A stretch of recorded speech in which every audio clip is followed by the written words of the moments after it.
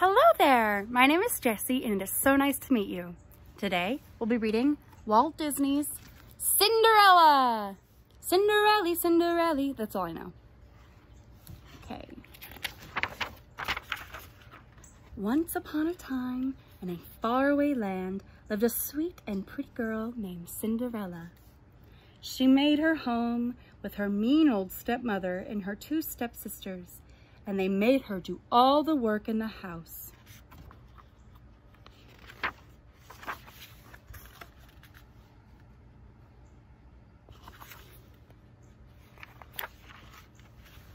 Cinderella cooked and baked. She cleaned and scrubbed. She had no time left for parties or fun. But one day, an invitation came from the palace of the king.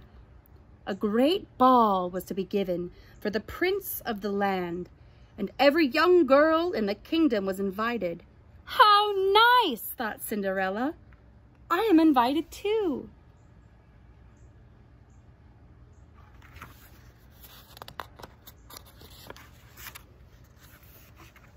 But her mean stepsisters never thought of her. They thought only of themselves. Of course, they had all sorts of jobs for Cinderella to do. Wash this slip, press this dress, curl my hair, find my fan. They both kept shouting as fast as they could speak. But I must get ready myself. I'm going too, said Cinderella. You, they hooted, the prince's ball? For you? And they kept her busy all day long. She worked in the morning while her stepsisters slept. She worked in all afternoon while they bathed and dressed. And in the evening, she had to help them put on the finishing touches for the ball. She had not 1 minute to think of herself. Soon, the coach was ready at the door. The ugly stepsisters were powdered, pressed, and curled. But there stood Cinderella in her workday rags. Why, Cinderella, said the stepsisters, you're not dressed for the ball. No, said Cinderella, I guess I cannot go. Poor Cinderella sat weeping in the garden. Suddenly, an old woman with a sweet, kind face stood before her. It was her fairy godmother. Hurry, child, she said. You are going to the ball. Cinderella could hardly believe her eyes. The fairy godmother turned a fat pumpkin into a splendid coach. Next, her pet mice became horses, and her dog a fine footman. The barn horse was turned into a coachman.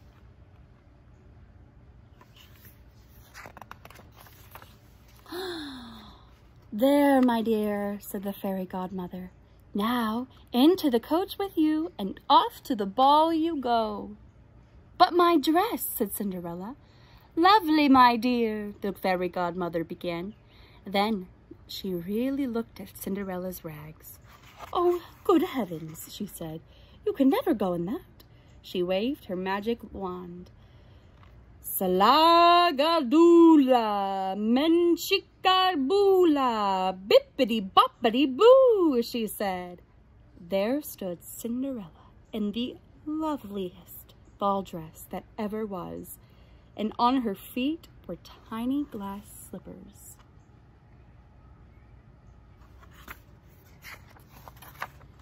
Oh, cried Cinderella, how can I ever thank you?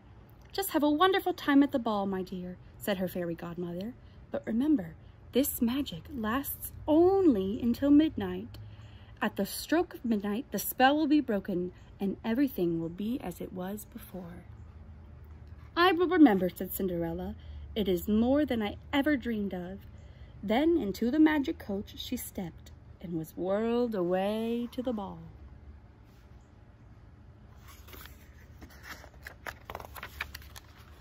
In such a ball, the king's palace was ablaze with lights.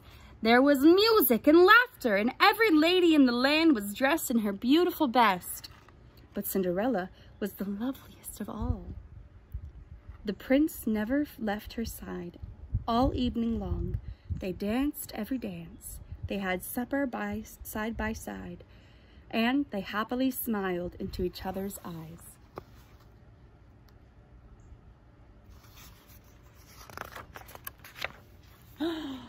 But all at once the clock began to strike midnight.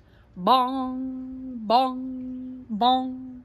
"Oh," cried Cinderella, "I almost forgot."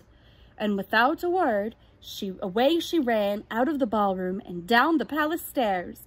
She lost one glass slipper, but she could not stop. Into her magic coach she stepped, and away it rolled. But as the clock stopped striking, the coach disappeared, and no one knew where she had gone.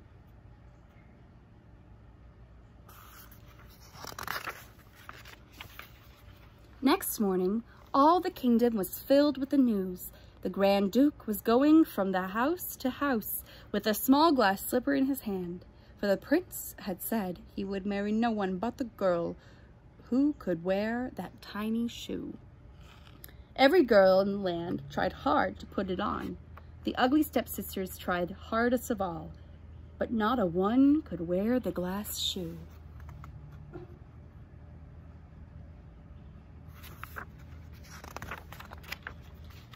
And where was Cinderella? Locked in her room.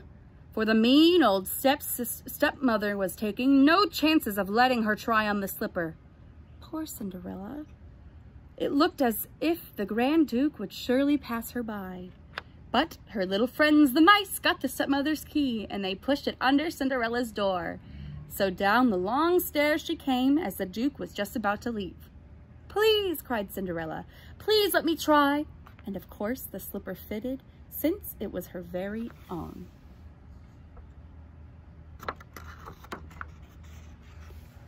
That was all the Duke needed.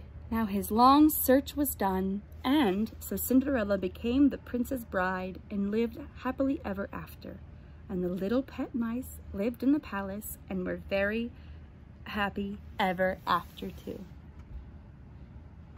The end. Thank you so much for joining me on today's story, Cinderella, and I hope you join me for another.